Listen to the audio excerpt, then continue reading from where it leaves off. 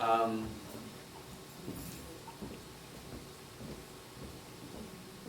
Rose and I, a year ago, in September and October, just about this time of year, took a trip east.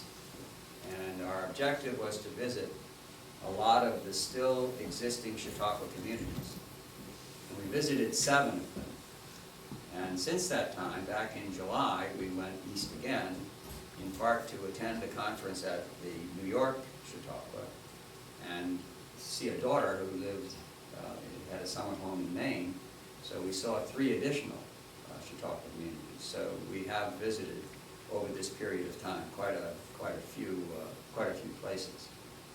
And my purpose in doing this was to learn more about these Chautauqua, so I would understand more about the one that we've been living in. Rose and I bought our cottage in 1970, so we've been here in one way or another for 33 years. And I also felt that it would be just a fun project to get to know something about this very important American social movement. So the talk I have tonight is in part about this Chautauqua, and you'll recognize many of the images here. But it's also about how we relate to other places across the country that are still running programs. Some similar to ours, some very different from ours, some smaller than ours, some bigger than ours. But I hope that at the end of it, you'll get some of the feelings that she and I have developed over this past 12 months as we've embarked on this very interesting journey. So with that, I'm going to begin. Most of you here tonight are residents of the community. We do have a couple of guests that I'd like to quickly point out. Mark and Valerie Tucker are here from Seattle, Washington. And Valerie lived in Elsa as a young girl, and they're here for the Elsa Sesquicentennial.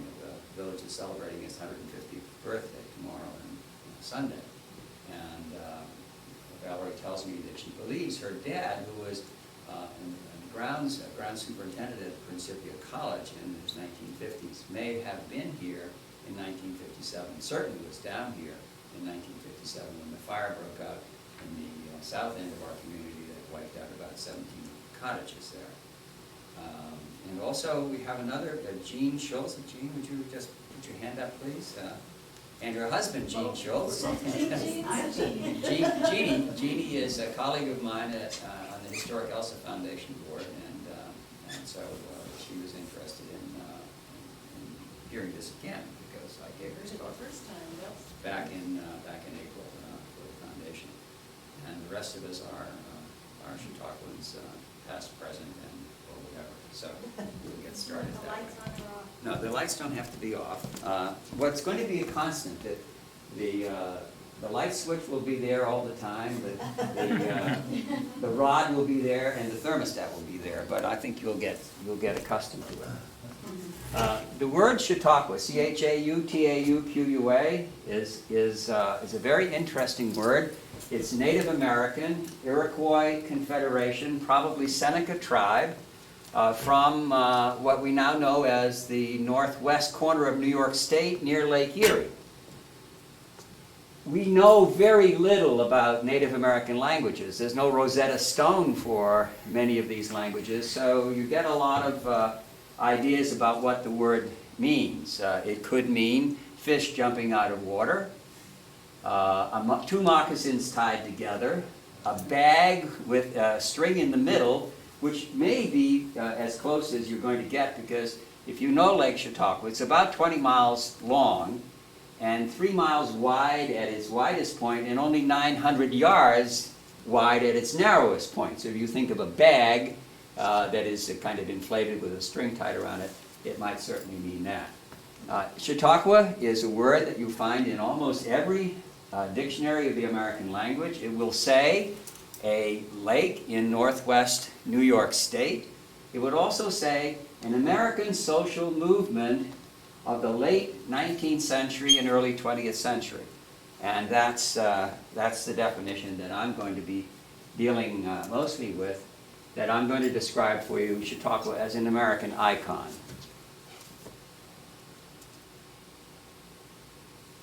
There are many Chautauquas. If you're reading newspapers across the country, you're not, if you have any connection to it at all to the idea of the Chautauqua, you might come up across the word in articles. The Mother Chautauqua at Lake Chautauqua, New York, the so-called daughter or sister Chautauquas, or the permanent assemblies, such as the one we have here at New Paso, Chautauqua. Beginning in 1904, and for about 20 years, 2 decades after that, there were a series of Chautauquas that went all around the country in tents, and they ran a circuit for a week to 10 days, and they struck the tents and moved on to the next town, and they performed their programs that way. In 1976, a kind of new Chautauqua movement developed through the humanities programs at the federal level and at the state level, and the most active Chautauquas of the humanities sort are the one in New Hampshire, one in the Great Plains this year, concentrated on Lewis and Clark, as one would expect, and the Heartland Chautauqua, that is the state of Missouri and the state of Illinois, both were plagued this year by budget problems at the state level and did not run programs.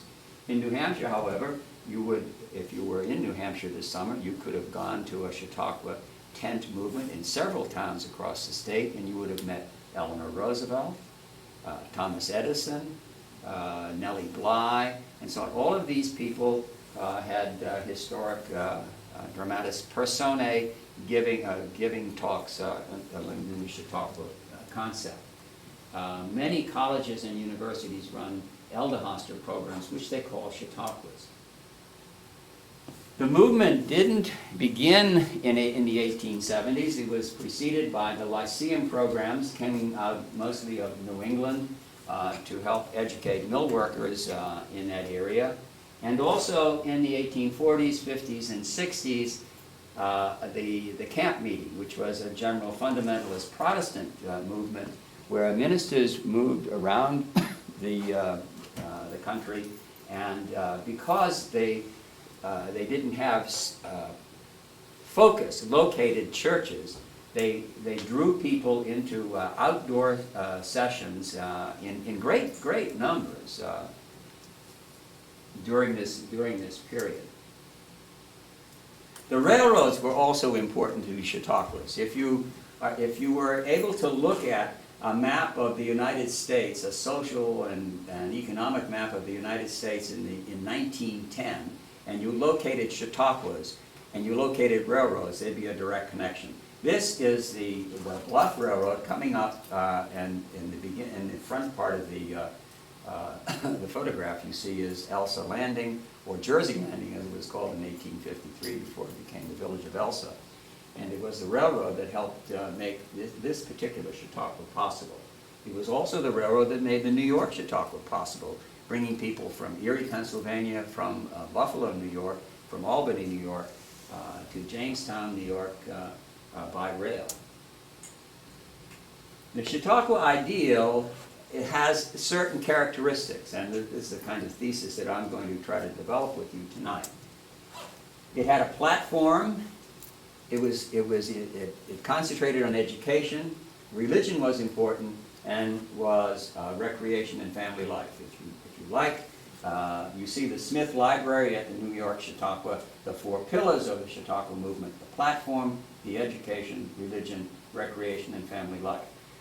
Platform means literally a place where ideas are presented, they are explored, and you have an opportunity to discuss them and to deal with them and to treat them.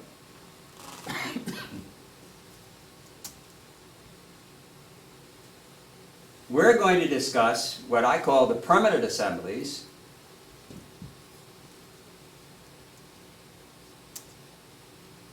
And these are the 8 that are part of this presentation. They are still active, with one exception, and I'll point that out, and they are connected to the original promise. The first at Ocean Grove, New Jersey in 1869. The Chautauqua Institution, the Mother Chautauqua, 1874. Monteagle, Tennessee, the Chautauqua on the Mississippi, originally called the Piasaw Bluffs Assembly, the Chautauqua on Lake Erie, outside of Washington, Glen Echo, Maryland, the Pennsylvania Chautauqua, which is located about 70 miles west of Philadelphia, near Lebanon, Pennsylvania, near Harrisburg, Pennsylvania, the state capital, and the Colorado Chautauqua Association, which was founded in 1898 in Boulder, Colorado. This is New Jersey. This is a promenade from the tabernacle or auditorium of the Ocean Grove Chautauqua, looking out to a pavilion and the Atlantic Ocean beyond that.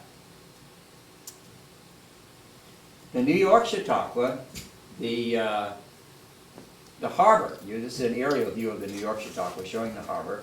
It started as a Methodist school, Sunday school assembly on Lake Chautauqua at an area called Lake Fair Point. This is one of the areas where the lake is very narrow. It's about 1,200 yards across at this point. The Chautauqua movement was begun by a Methodist divine, later a bishop. His name was John Hyle Vincent. In the 1870s, late 1860s actually, Vincent was a Methodist minister at Galena, Illinois. He held posts all over the Midwest and towards the east. It was his idea to develop out of Ohio a Sunday school assembly, along with a colleague from Akron, Ohio, Lewis Miller, an industrialist, who became very, very wealthy, in part for building farm machinery for reaping corn and wheat. Miller's daughter was the wife, became the wife of Thomas Edison. And so at the New York Chautauqua, you had some of the great names of the American Industrial Revolution visiting the community. Both Miller and Vincent were looking for a kind of religious revival movement that would speak to some of the secular influences of the late 19th century. Social Darwinism, the threat to organized religion, the separation of church and state, and how was the Protestant religions going to deal with this. They were, however, extremely ecumenical, and so while both Miller and Vincent were part of the American Methodist Episcopal Church, they did not stay solely within the context of that theology in developing the program. Monteagle, Tennessee developed and still is called the Monteagle Sunday School Assembly. This is located between Chattanooga and Nashville in the Appalachian Plateau. It drew its folks from Mississippi, from Atlanta, Georgia, from Chattanooga, from Nashville, and these were Sunday school teachers who came here, and it was a summer school. It was a summer school program for these folks, and this is still a viable community today. The Chautauqua on the Mississippi here was begun in 1885 by two Methodist conferences, one in southern Illinois, the other in St. Louis. Later on, I'll speak briefly about the date 1885, but there's no doubt in anyone's mind that in that year, these folks came up the river, saw this, went past Elsa, saw the valley, and purchased land and began what we now know as New Piasaw, Chautauqua. A year later, on the shores of Lake Erie, near Lakeside, Ohio, between Sandusky and Toledo, another Chautauqua was built. It still operates a major program today with over 400 cottages, with lots that are only 33 or 35 feet wide, but our vacant lots are selling for something like $40,000. It's still a very, very important community. outside of Washington, D.C., a Maryland suburb. You can get there on the metro. There was a Chautauqua for about 10 years. Begun in 1891, by 1901 it had largely disappeared. And this is my own personal interest, because it was to be advertised as the National Chautauqua. I mean, after all, it was here at the site of the national government, just outside of Washington, D.C. Its first board of directors included a United States Commissioner of Education. It included Clara Barton, the head of the Red Cross. It included Mrs. Leland Stanford, whose husband later endowed Stanford University. It included some of the great names of the Eastern establishment at that time, and an effort to build it. It is today a national park. The site of the 1891 Chautauqua is a national park run by the National Park Service, and in our visit there, we at least determined that the things that were happening there today were so in tune with what the Chautauqua movement was doing 100 years ago, that it really it should be called a Chautauqua. In Pennsylvania, this is the building of the home of an 85-year-old man who is the resident historian. His name is Jack Bittner. It was built by a New York industrialist. This Chautauqua is a very interesting community outside of Philadelphia. Still running an excellent program today. And one of our favorites is the Colorado Chautauqua Association, which was called the Texardo Chautauqua originally, because its clients all came from Texas, from Dallas and from Fort Worth and from Austin. And the idea was, let's go to summer school, let's go where it's not hot, let's get out of Texas and go to Colorado. The city of Boulder, Colorado provided the land. In 1899, the city of Boulder, Colorado actually built some of the original cottages on spec in order to sell them to people. And unlike many of the Chautauquas, and the people who are part of our community here will understand this, most of the times the land was leased, owned by the association, leased out to cottage owners. In Boulder, the land is owned by the city of Boulder, and they're on a very short leash. Not leash, 20 years. Every 20 years the lease is renewed. And so one never knows.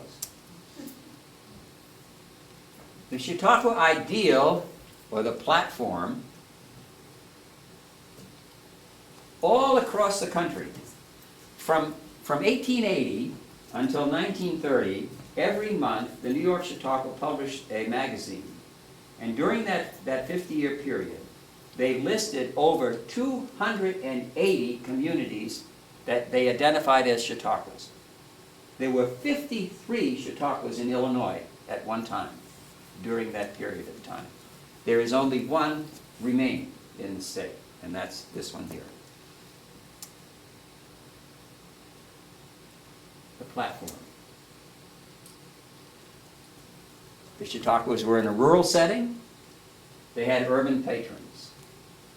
They were not the wealthy, with some exceptions. But most of the Chautauquas dealt with the middle class, who had recreational income to spend, disposable income, who could take vacations, and needed to have some place to go. They didn't have great landed estates on Lake Champlain, or in the White Mountains, or in Newport, Rhode Island, or in Bar Harbor, Maine, but they did have these developing Chautauquas. The Chautauquas were almost universally Protestant, but they were not denominational. They saw education as a way for personal and societal betterment. This is one of the major education movements in this country. They also had what I've come to call the idea of paying it forward. You needed to leave your area, your place, your community. You needed to leave it better than what you found it. You had to be engaged in doing something that was going to promote social well-being. One of the great people in the Chautauqua movement, and I'll speak about him in a moment, was William Jennings Bryan. This is the 1879 auditorium at Chautauqua, New York. It has been replaced. It was replaced in the early 1900s by a different type of structure. It holds about 4,000 people for talks, for plays, for musicals, for symphonies, and things of that nature. At the Chautauqua, these presidents, or presidents-to-be, visited. Grant knew John Hyle Vincent well because Grant was a resident of Galena, Illinois, before he became president. Grant probably helped put the New York Chautauqua on the map because the year after the Chautauqua opened, Grant was a visitor, and they capitalized on that. There was a marketing ploy on the part of that activity. In 1876, they went through a very difficult year, and you may recall, some of you may recall why. In 1876 was the centennial of the United States in Philadelphia, and so the world, the American world, tracked to Philadelphia, but the New York Chautauqua still maintained a presence. You look at the list. Roosevelt, Theodore Roosevelt, visited 5 times. Not all the time when he was president of the country. When Gerald Ford visited, he wasn't president. Clinton visited twice, only once when he was president, but he kicked off the 1992 campaign in Chautauqua. Somebody said, if you look at the list, it's a typical Chautauqua list. There are 8 Republicans and 2 Democrats.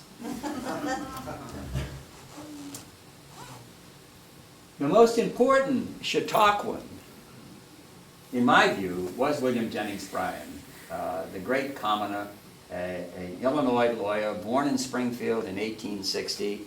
In 1896, at the age of 36, he won the Democratic presidential nomination. He beat out Grover Cleveland, who was actually running for his 3rd term, would have been the first president since Washington to have served a 3rd term. But a 2-term congressman from Nebraska by that time, William Jennings Bryan, that was his first run for the presidency in 1896. He failed. He failed again in 1900. He visited this community in 1901. He visited this community again in 1907. This community. He spoke in this auditorium in 1901. He was 41 years old. He had run for the presidency twice. When he spoke in 1907, he was only 47 years old, and he would run again in 1908 for the 3rd time and fail again. Bryan later became the Secretary of State for Woodrow Wilson, and most of us remember him the last sad days of his life in the Scopes trial in Tennessee, when he died almost 2 weeks after that trial ended. What was the platform? In these Chautauquas, people spoke of religious tolerance. In 1893, a Jewish rabbi spoke at the New York Chautauqua. And shortly after that, there was a Jewish Chautauqua in central New Jersey that lasted for about 50 years. George Washington Carver spoke at these Chautauquas. Francis Willard founded in part the WCTU at the New York Chautauqua. The WCTU housed in this community burned down in 1957, but it was known for a time as the Willard House. They spoke of, on the platform, economic justice, prison reform, slum clearance, the environment, and so on. The platform meant just that, a place where ideas were put out for people to look at, to consider, to debate, to discuss. This is the auditorium. in Monteagle, Tennessee. The Tabernacle or Auditorium in Ocean Grove, New Jersey. This is the other end of that promenade that you look in from the Atlantic Ocean. The Colorado Chautauqua Auditorium was built in 60 days. It was supposed to open on July 4th, 1898. A contractor had been signed to put the building together. He broke his contract, and so they were in desperate straits, but they managed within a 60-day period to put this structure up. And then when you go inside the structure, it holds about 5,000 people. You can look around and you say, I can believe it was put up in 60 days. There's a lot of open sky that you can see through the walls and the roofs of the Colorado Chautauqua. But it's a very, very interesting building that sits right at the foot of the foothills of the Rocky Mountains. And there are all kinds of people. Not all of the people who came to the Chautauquas were the William Jennings Bryans and the Franklin Roosevelts and the Eleanor Roosevelts and so on. But this is a lot of it became vaudevillian with magicians and so on. And here you have two impersonators in the late 19th century. This is Rocky Mountain Joe meeting Black Texas Jack in Boulder, Colorado. Education. This is the Florida Chautauqua, one of the Florida Chautauquas at Defuniak Springs in north central, above the Panhandle. It was the home of the Florida Education Association. It still is a community that considers itself Chautauqua in nature. It runs a long weekend every year now for the past 5 or 6 years with a Chautauqua-like program. But the basic educational program for these Chautauquas included these ideas: free textbooks, summer schools, school lunch program, lifelong learning. We've already talked to you about the future as a good, but education for all. You know, in the late 19th century, schooling was not something that everybody assumed you were going to be part of. It was mostly for well-to-do people. And while the middle class began to take more and more advantage of education, I mean, there were no summer school programs, that we call it colleges and universities today. And so this was one of the first efforts in that particular area. And there was a reason for it, for this emphasis on education, education, and education. It goes back to our concept of a democratic society. When people like Jefferson would say, any nation that expects to be ignorant and free expects what never was and never will be. Lifelong learning can be traced to the Chautauqua movement. This building in the New York Chautauqua is the center of the alumni house of what is called the Chautauqua Literary and Scientific Circle. This was a program that was developed by John Hyle Vincent about 4 years after the founding of the New York Chautauqua. And what it was the first organized reading club in this country.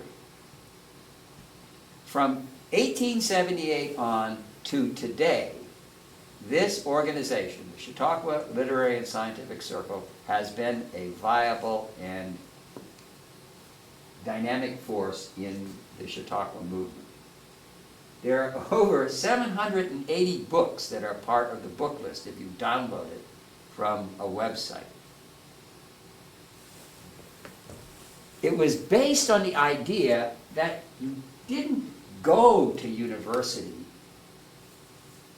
It was more a European or British model where you read at university. And going to a university was not as important as becoming well-read in a broad context. And so this program developed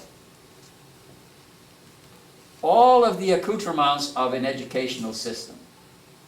Reading lists, originally examinations, discussions, correspondence courses. The outdoor classroom were often called, and this is the Hall of Philosophy, the Hall of Philosophy in the New York Chautauqua. In Ralph Osborne's book about this Chautauqua, he makes a comment in one section that a Hall of Philosophy was built here in this community as part of our involvement in the Chautauqua Literary and Scientific Circle, probably in what is today the Yellow Balloon.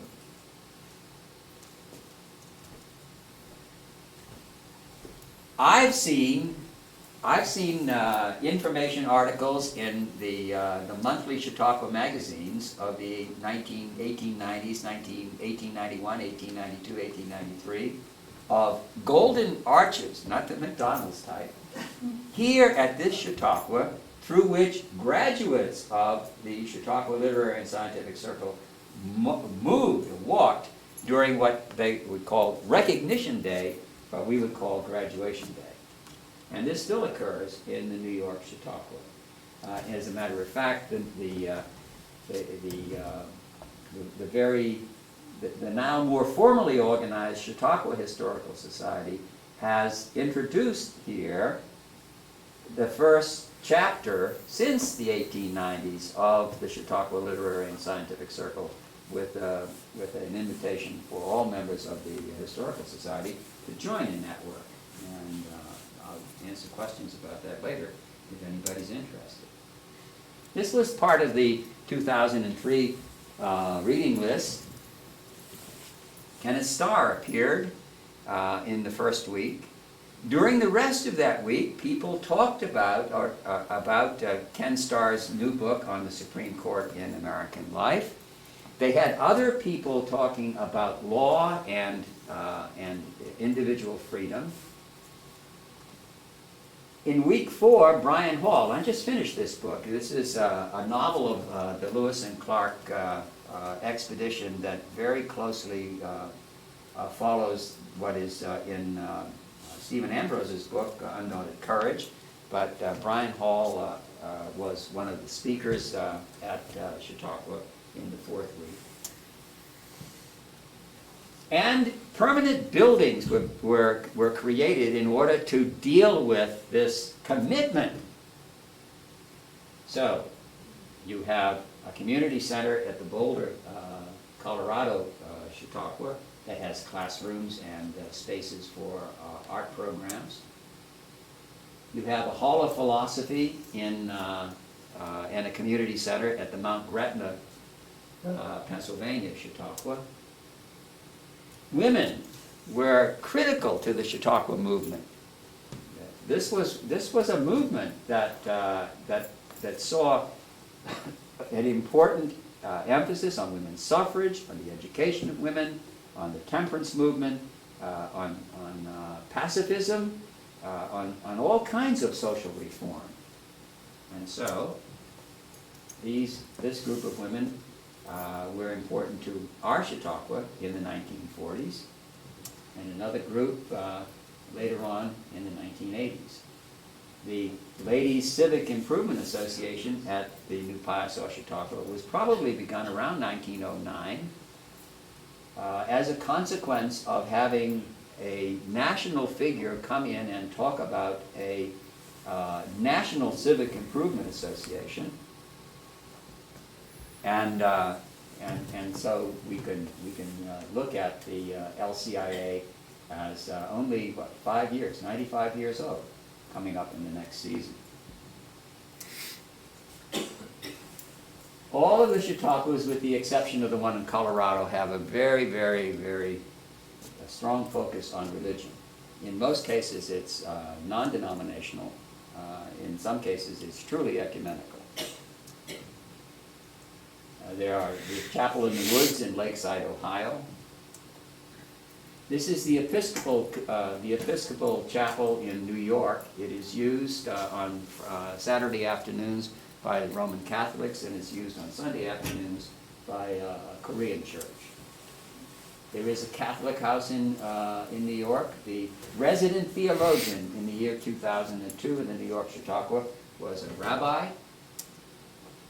This is a chapel in Ocean Grove, New Jersey. And this is the chapel here at New Palazzo, Chautauqua. The last pillar was this emphasis on recreation and family life, and this is a postcard of the Chautauqua Spring, looking from the spring down towards the river.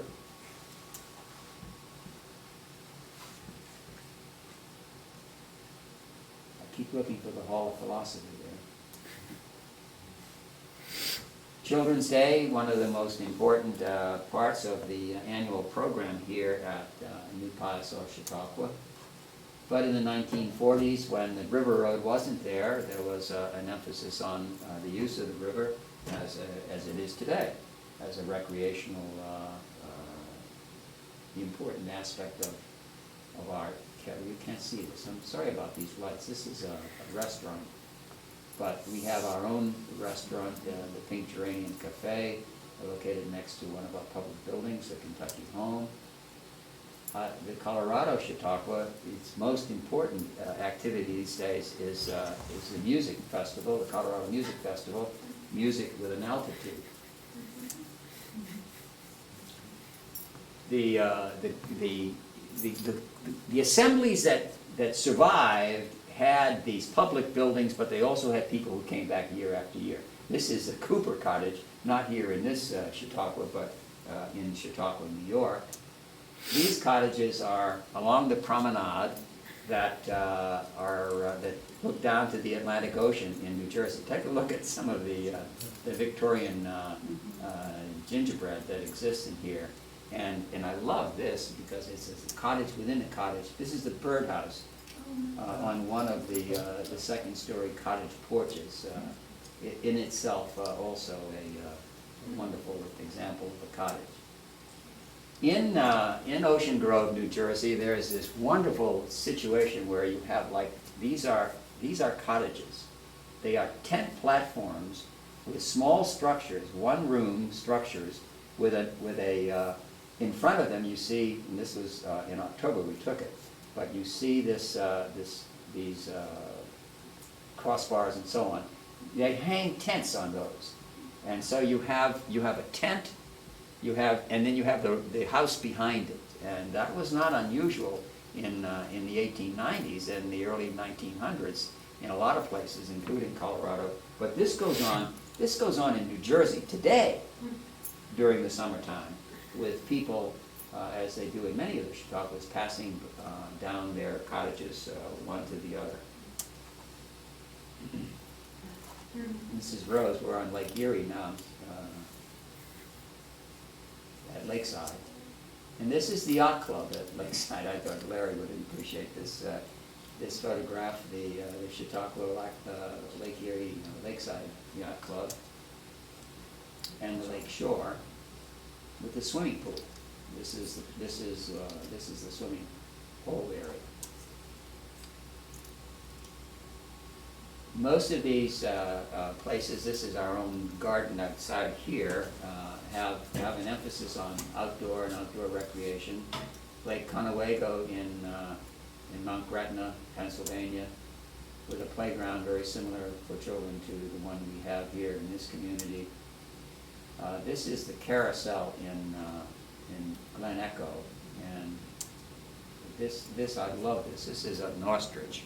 This carousel is being lovingly restored by the National Park Service, bird by bird, figure by figure, and they expect within the next 2 or 3 years to reopen the carousel. So if you're looking for an inventory of what is owned by the federal government, and since we're all citizens of the country and whatever the federal government owns, technically we all own a piece of a carousel. This says dogs swim before and after, and then it gives us sailing hours. This is in Lakeside, so that the Chautauquans have a sense of humor. This will show you the change of Colorado. The large building in the center is the Colorado Auditorium. To the left at the top is a dining hall. And this is 1898, the first year of the community. All the tents you see there. Below the auditorium, you see a very large tent. That was the furniture tent. You went in there and you bought, or you rented your stove, your bed, your table, and things like that. 3 years later, it's dramatically changed. Another large building has been put in. This is an administration building and a classroom building for the teachers. There are still some tents, but there are more and more buildings. And then by 1924, the Colorado Chautauqua had fully gotten rid of all of its tents. And this is the building, its auditorium. Now, our Piasaw Bluffs Assembly, as I said before, was founded in 1885 and celebrated its centennial with a reorganization scheme in 1985. The three main elements of it: education, religion, recreation. Similar to what we saw in the early 19th or the late 19th century in the founding of this community and also other Chautauqua communities. Education is seen more broadly in New York as being both education and culture. One of the main founders, a St. Louis minister, Benjamin St. James Fry, he was the first president of the Piasaw Bluffs Assembly, therefore the first president of this community. He died in 1892. He lived in what is now the Hollowatuck House, just above the auditorium. The new Chautauqua Literary and Scientific Circle chapter here at this Chautauqua is called the Benjamin St. James Fry chapter. A second important founder was an Illinois Methodist minister, F.M. Van Trees. He lived for a long time in what is Bob Hormel's house, across from the chapel. He participated in the dedication of the Kufali Chapel in 1925. That was 40 years after the founding of this organization in 1885. And at the 75th anniversary, he wrote his reminiscences. That would mean then he was in his 90s at that time, and that was in 1960, Van Trees. In 1907, this place had an auditorium where we claimed you could see 2,500 people. It had an assembly office. It had a store. It had 2 hotels. One just next to us here where the present playground is, and one down by the harbor. It had a hall of philosophy. It had a pool, a train station, a post office, a livery. It had many, many boarding houses. And it was a very, very important local summer resort. The Jersey Gate, because you either came by steamboat or train up along the bluffs, steamboat up the river, or you came in through the Jersey Gate. These pillars weren't put in until the early 1920s. To the right and behind the pillars, you see probably what is Joe Lafler's cottage. It was the cottage of one of the early custodians, a guy named Emil Fisher, who was responsible for many of the important plantings, the tree plantings in this community, and also who built those pillars. The main part of the village is this triptych of buildings, and there were always buildings here in this area. They're not except for the one next door, the Yellow Balloon. They didn't necessarily look at it the same way they did in 1890 or 1895 or 1900, but there always were a collection of buildings, and this was always the center of the community. The Grove, what I call the auditorium forest, has always been important. Vesper services were held on the lawn of this, in this area years and years ago on a regular basis. And so this auditorium, which I believe dates back to 1889, is one of the most important and one of the oldest public buildings in the community. This is a small sundial memorial to a Chautauquan who lost his life in the Second World War in the Battle of Saipan, a United States Marine, who died on July 7th, 1944. His name was William Hazlitt Clarkson, and this little piece of stoneware holds down the center part of our auditorium forest or grove, and is an important feature in what has become a 4th of July ritual of lowering a flag that honors a veteran of the armed forces, and raising a second flag in the same ceremony on July 4. The Brainerd store, that the yellow balloon probably goes back to 1904, and it may have been both the kindergarten building and the Hall of Philosophy, and at one time the Assembly office. The Kentucky home was built probably in 1910 by a local Jerseyville jeweler who lived in the home that Helen Margaret Thatcher lives in now. He owned the property right next door. But within 2 or 3 years, he'd sold the building.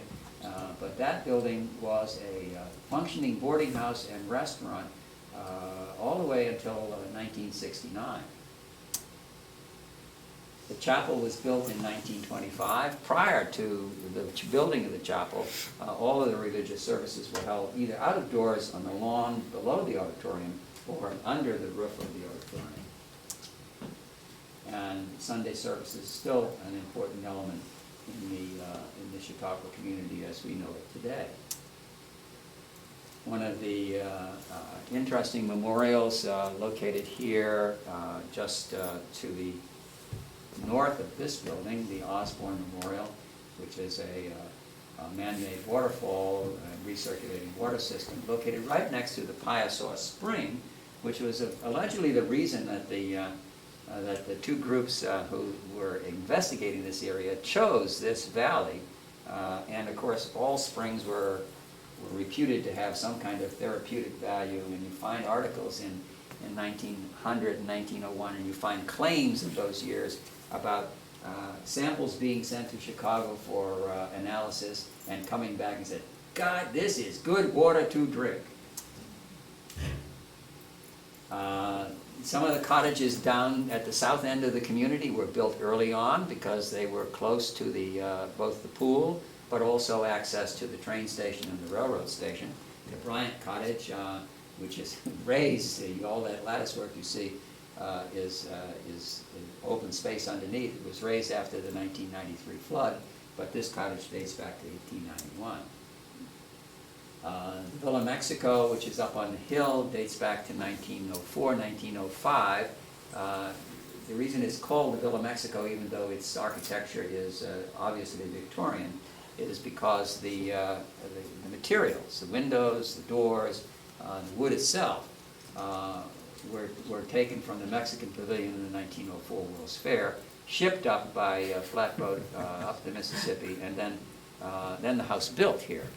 There are other buildings that look like this. The WCTU building, the Women's Christian Temperance Union building that used to be at where the all-purpose court is, that had the same kind of look.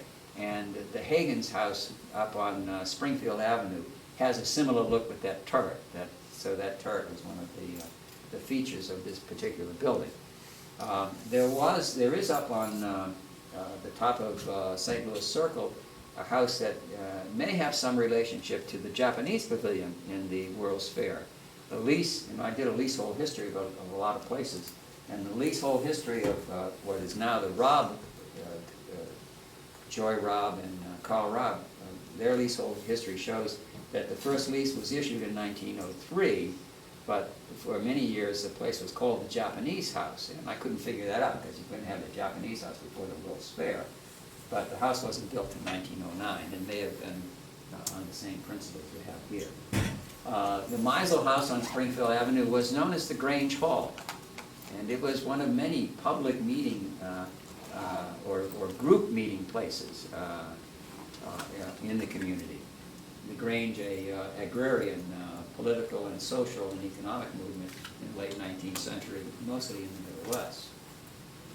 This is the 1907 cottage that Bruce Jackson lived in, and Rose and myself live in now. It looks a little bit different, but in 1907, this was down by the river, and for years it was called Sunset, and there's a good reason, because the sun comes right in the middle of the summer, smack onto that front porch, and it's quite a problem. Above the auditorium, a cottage built in 1911, now owned by Chuck and Annie Schaefer, called Ayrshire in 1911, one of the early two-story cottages with double porches. You see a lot of these in Chautauqua, New York, for example. And this is a kind of artist rendition of the Spring Hotel, which was run by the LCIA. Had about 40 rooms, and was torn down in the 1950s, or 1960s, I guess it was, 1960s, and it was one of two major hotels in the community.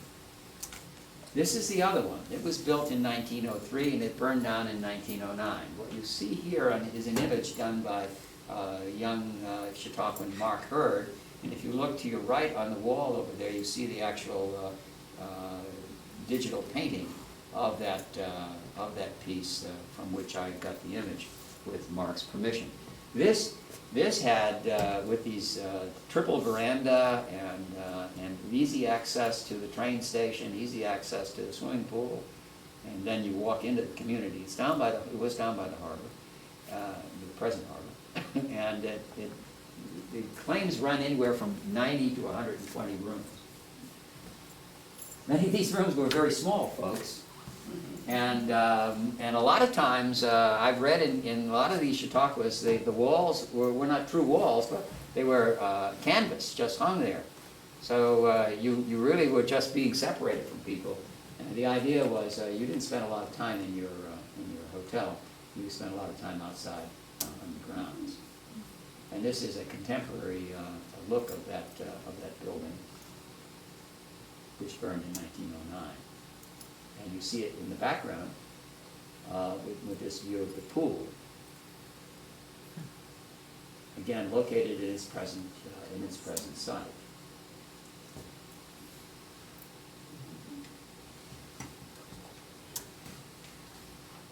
So that's the Chautauqua on Mississippi.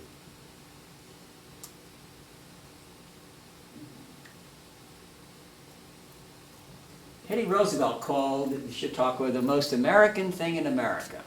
Now, Roosevelt was given to hyperbole.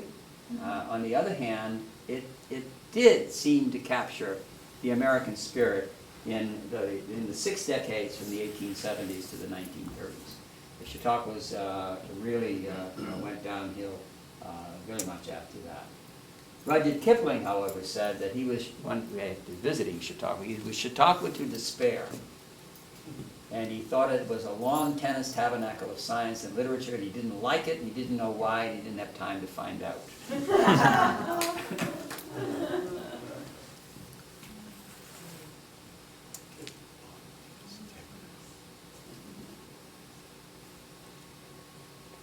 In my view, the Chautauquas I've read about and I've studied, and for the most part, the one in which I live, there is this promise of a generosity of spirit, of civility, and that effort is worthwhile, expected, and meritorious.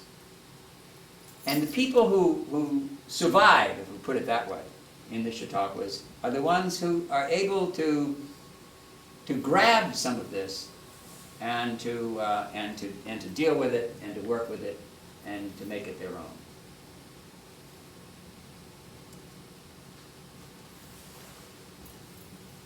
Old days.